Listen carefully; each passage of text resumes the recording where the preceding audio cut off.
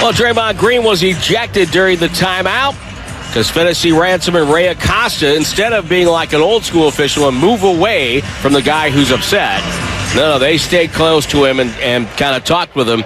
And as a result, Draymond gets ejected 3 minutes and 36 seconds in. Oh, baby, oh, baby, oh, baby.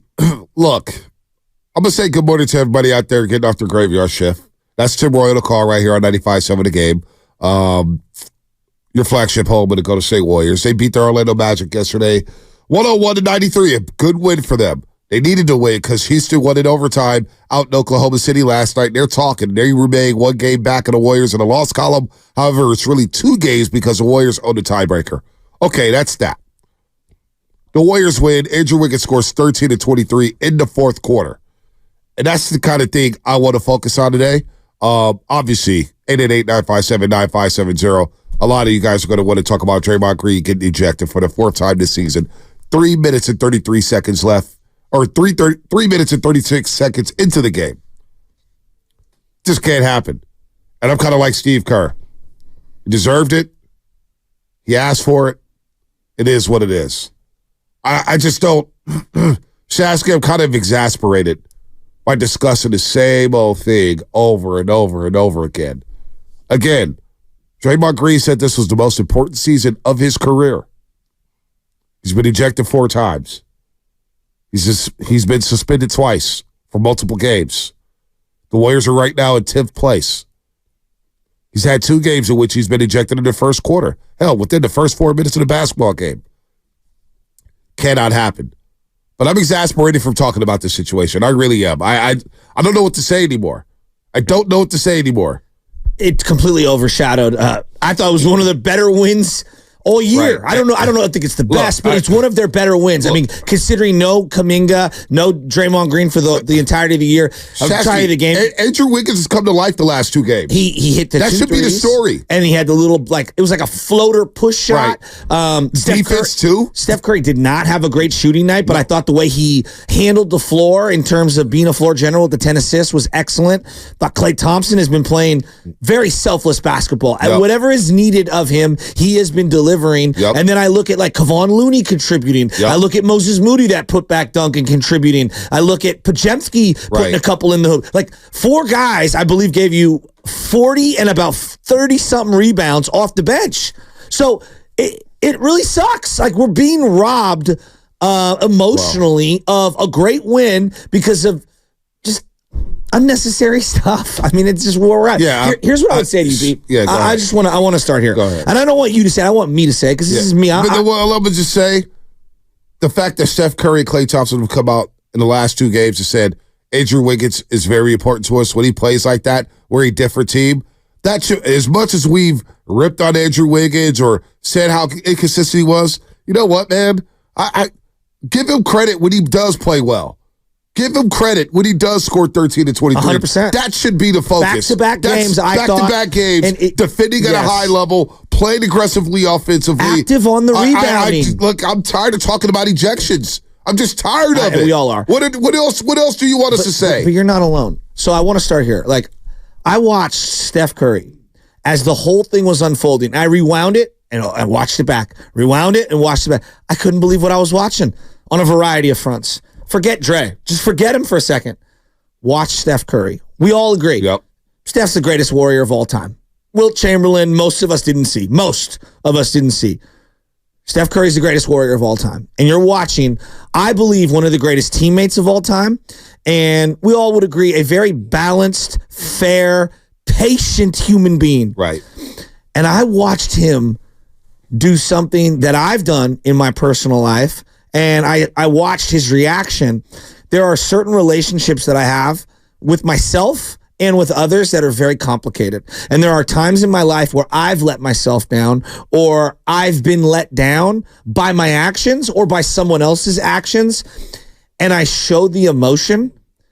And the reason why I'm saying that is that I watched after the whole Draymond Green getting ejected from the game, NBC had the camera stuck on Steph Curry. Yep. And he bent over, and I sat there and I watched, and he allowed the emotion because he was vulnerable in that situation. And I am a chronic anger management issue person. I still struggle with it to this day. I do okay? too. I do too. And like I saw his reaction. It reminded me of family members. You know, maybe I'm getting too intimate here, whether it be my wife, my father, my brother, people that I love be let down in the moment because of stupid things that I couldn't control. I was watching it from afar, like, oh my God, I've seen this play out before. And I watched Steph, who clearly cares about Draymond Green. He allowed the vulnerability to showcase itself, and the tears, you could see it. I don't care what anyone says. Like, to me, that was, whether it was one single tear or not, like, that was a person who was completely exhausted by what's been going on, and he allowed it to happen, like, in front of all of our eyes. I'm long-winded here, and I apologize, but his reaction to Draymond's ejection, to me, forget 1,000 words. It was 1 billion words. That was a novel. That was a 7-part novel of how some other person was let down by that guy again and again and again. And I'm saying, man, I was like, wow. I felt like I was watching things that I've done through the prism of Steph, and I was watching how other people I've loved reacted to me stepping the line, and it's just like, wow. I thought it spoke 1,000 words. Well, it's very well said there. Now, I'm not putting myself in that situation, because what I went through in life and anger management, it has nothing to do with what happened last night. I'm not going to get that deep into it in terms of my personal life. And what I was watching was something that we've seen before on the basketball court. That's what we were watching. That's how I interpreted everything. And watching Steph put his head inside his jersey and shake his head the way he shook his head. We'll play the sound from what he said after the game. There's 11 games left. You played a team that has the 5th best record at home, or excuse me, 6th best record at home in the NBA. You're playing a team that was the 5th seed in the Eastern Conference. You're playing a team that hadn't played since Saturday, that has young, fresh legs. You're on the back end of a back-to-back. You're desperate for a win. You're desperate to get rolling here. You're desperate to find your mojo and get everybody clicking, whether it's Wiggins, Clay, the new starting lineup, the 23rd different starting lineup. You got to do what you got to do to get a win right now. You put yourself behind the 8-ball. And what are your trusted agents? A 4-time champ, a DPOI, a guy who said it was the most important season of his career, gets ejected less than 4 minutes into the basketball game, and we could have just walked away from the situation. Now, I hear Fitz and I hear Tim Roy saying, hey, the referee walked this way. I'm not blaming the referees for that. No. Draymond Green has got veteran clout for many, many years in the way he talks to referees. When he came back, Steve Kerr said, we don't really want him yelling at referees. Then Steve Kerr later on said, hey, you know what? We want him yelling at referees. So I don't know which one it is. I don't know. Here's what I want. I don't know which one it is when it comes to that. But what I saw from Steph Curry was like, damn it, I need this guy. We need this guy. That was part of my frustration. Whatever happened between me and Draymond Green a few weeks ago, it has nothing to do with today. It has nothing to do with what I've said all season long or the years prior. When Draymond Green said it was the most important season of his career, he looked at me and said, it's about that 5th ring. And I need to do whatever I need to do to redeem myself from the season before. And now we come into the season, and he's been ejected 4 times, twice in the first 4 minutes of a basketball game, and he's been suspended for multiple games. And how many games has he missed? And now you're sitting here in the 10th spot, so that's where I got the look from Stephen Curry saying, again. And here's the sound. Here's the sound from Stephen Curry on why he showed emotions. Yeah, we know how important the season is. This part of the season is in our ability to get into a rhythm and secure a playing opportunity and give ourselves a shot. We don't want to have self-inflicted wounds when it comes to that. We all care. We all are passionate about the game and our chances to have something to play for down the stretch. So you give everything you got to this game, and that's the emotion. That's the emotion. Here's Curry on Draymond getting ejected. All I said is we need him. He knows that. We all know that. So whatever it takes to keep him on the floor and be available, that's what's got to happen, especially at this point in the year. So it's a tough way to start the game, but I am extremely proud of every single person that stepped foot on the floor tonight and responded the way that they did, because back-to-back, the team as physical as they are, we got contributions from everybody, and it was a beautiful team effort to respond the way that we did and get this win, because we went and took it.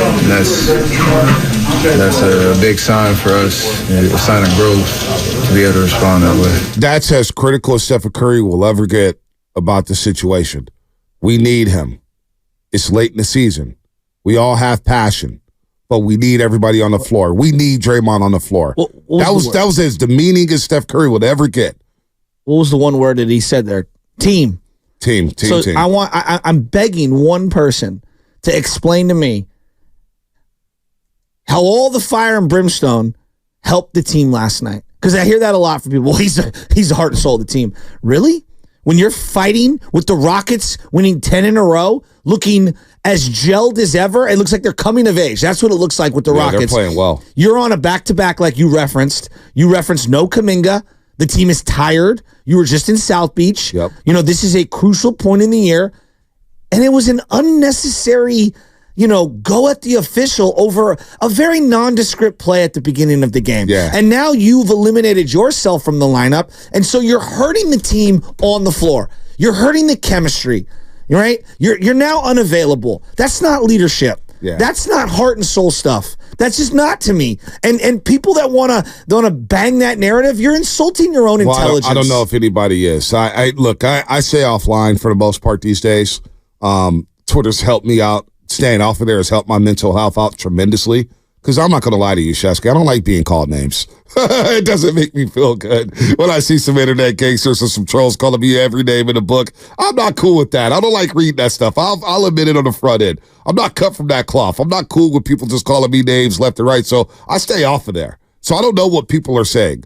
But the jolt, it was an 8-6 game. Now you hear this sometimes where Draymond gets kicked out or he gets a technical and you could say it woke up the team. It was the fire they needed, the jolt they needed or whatnot. Yesterday was an 8-6 basketball game. It was so early in the game and it could have went sideways. But the Warriors responded at that point and they go up 27-11 at the end of the first quarter. They were able to hold that lead throughout the entire game and never relinquish that lead and win a big game in Orlando, a place that hadn't won since 2017. So I don't want to hear anything about, hey, it gave him a jolt or what. Look, some people I did hear this or see this, that, Steph should have done a better job of holding it back. They got to do a better job of bringing him back. See that. Here's my thing. Draymond Green is a grown-ass man. At some point, you got to control your emotions. You got to control yourself. What is Steph going to do here? He's standing in front of him. He's like, all right, come on, Dre. Yeah. Chris Paul's right there. You said Steph Curry's bodyguard is probably saying something to Draymond Green like, yo, Dre, we need you. We need you. Let's just chill for a second. You got the one tech. You got your point across. Let's keep it moving. But you can't continue to call people the names you call them. We all read his mouth. We all read his lips. We read his lips. Come on, man. But the thing I don't understand is it was so inconsequential to the big picture. So he was mad about a possession defensively prior. They go down on offense. I believe like Steph missed a shot or whatever. And then they come back the other way. And Anthony gives the ball to your boy, Paolo Banchero, who comes crashing in to Andrew Wiggins. Whatever. Right. You want to call it a block, you want to call it a charge. Like, I thought Wiggins' feet were moving, whatever. But immediately, Draymond Green spins around, and he's in the official's face. Yeah. And he touched the official, which is an automatic ejection. Mm-hmm. Or, excuse me, automatic technical, I believe. Mm-hmm. And then he just wouldn't let it go. Yep. And to me, it's just like, you got to control yourself. I mean, it's 3 minutes into the game. I mean, we need you. At this picture, in the season, I just don't understand it. Yeah, I don't understand. I'm at a loss for words, Monte, because I feel listen like to Steve Kerr. This has been like 3 years building up. Well, listen to Steve Kerr. Too bad. It was unfortunate. He deserved it. He'll bounce back. I'm just proud of the guys for stepping up. Moses came off the bench, had a big game for us. Guy made a big three. Gary was fantastic. So we had guys step up, and that's what it takes. Curry and Kerr. Moving passes to said, you know what, deserves it, can't happen. Well, let's talk about the team. Kerr mentioned Moody. Kerr mentioned Andrew Wiggins. That's the thing I'm focused on. Andrew Wiggins scored 13 and 23 in the fourth quarter. We need to talk about that. We got opening day with the Giants down at Petco Park in San Diego. We need to talk about that. We got Jail Taylor coming up at 9:20 on this show. We need to talk about that. We got Dave Fleming coming up at 8:30. I want to talk about that and what the Giants are going to do this season. I want to talk about Wiggins balling out in Orlando. I want to talk about this team getting a big win, sweeping the Florida teams in the back-to-back for the 6th time in franchise history. But no, it doesn't work like that, unfortunately. We got to talk about something that happened 3 minutes and 36 seconds into the game.